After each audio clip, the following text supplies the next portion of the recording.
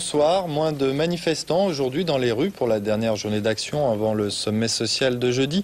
Moins de grévistes également dans les transports puisque la SNCF prévoit notamment un trafic quasi normal demain.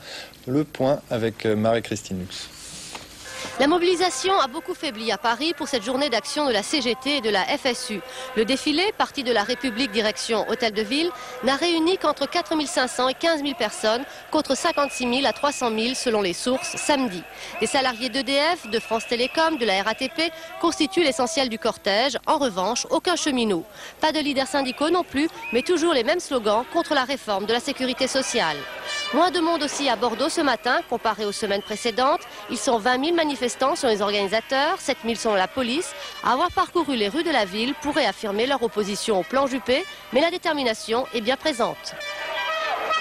On peut considérer qu'il y a comme une pause, mais c'est pas pour autant que les gens ne vont pas se retrouver dans la rue rapidement s'il n'y a pas de négociation.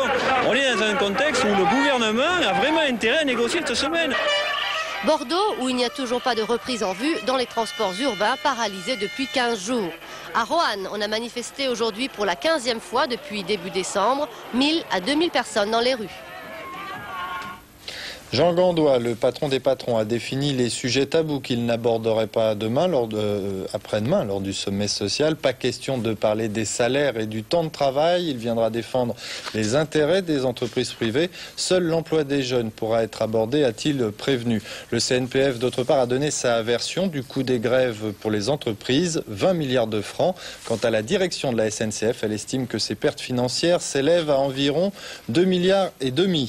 À l'Assemblée, les députés ont autorisé le gouvernement à mener la réforme de la sécurité sociale par ordonnance. L'opposition a dénoncé l'option autoritaire prise par le pouvoir, tandis que les orateurs de la majorité justifiaient le procédé par l'urgence de réformer le système de protection sociale. Journée de garde à vue pour Martin Bouygues, le PDG du groupe du même nom, a été entendu aujourd'hui sur d'éventuels versements sur des comptes en Suisse ouverts par Pierre Botton. Une perquisition a même été menée au siège de l'entreprise. En Israël, l'ouverture aujourd'hui du procès d'Yigal Amir, l'assassin d'Yitzhak Rabin. Mais à peine ouvert, le procès a été suspendu jusqu'au 23 janvier afin que les avocats du prévenu puissent préparer sa défense. La mort d'un comédien, Henri Virlogeux, disparaît à l'âge de 71 ans. Ancien du TNP, il avait tourné notamment dans les 400 coups de François Truffaut. On passe au ski on passe au sport avec en ski la première victoire de la saison pour Alberto Tomba en slalom spécial. L'Italien gagne sur la piste mais perd parfois un peu les pédales en dehors. Eric Bénard. Les images choquent d'hier. Alberto Tomba est sur le podium et soudain, regardez, il balance sa coupe sur un photographe, le blessant à la main droite. Tomba l'accuse d'avoir publié des photos de lui nu. Photos prises, bien sûr, à son insu. È qualcuno che non deve forse, dopo quello che è successo, che ha fatto, farsi vedere in certe occasioni. E qualcuno ha il coraggio invece di tornare, no, non ho mica fatto niente io, non ho...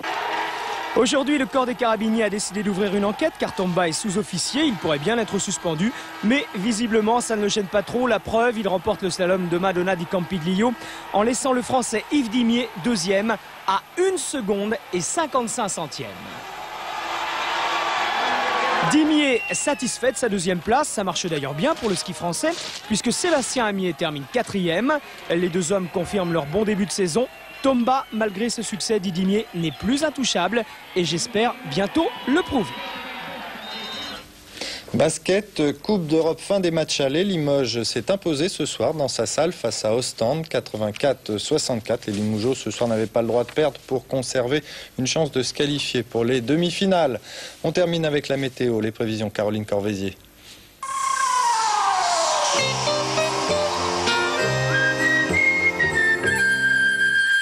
Somfy, automatisme pour volet roulant. Eh bien, nous aurons droit à une dépression centrée sur l'océan Atlantique qui nous enverra un front pluvieux, ce qui nous donnera demain matin un réveil sous la neige sur une ligne Alsace-Région Rhône-Alpes, sous les nuages pour le centre et l'Aquitaine, sous des éclaircies pour le Languedoc-Roussillon, la Provence-Côte d'Azur et la Corse, et sous la pluie pour le reste du pays. L'après-midi, la façade atlantique restera sous les nuages. La neige tombera toujours sur une ligne Alsace-Région Rhône-Alpes, éclaircie toujours au programme pour le Languedoc-Roussillon, la Provence-Côte d'Azur ainsi que la Corse, et de l'eau, rien que de l'eau pour tous les autres. Quant au mercure, il affichera 2 degrés à Lille et Strasbourg, 7 degrés à Paris et 15 degrés à Ajaccio. Dans quelques instants, il était une fois le Bronx. Excellente fin de soirée.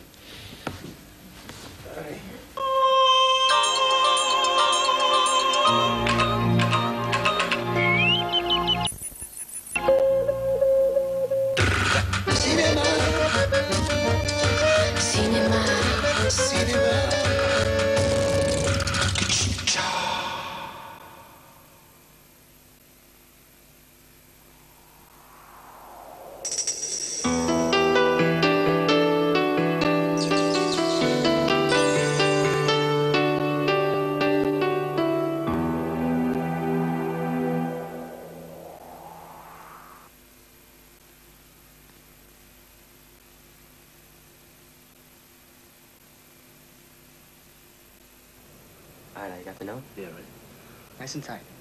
2,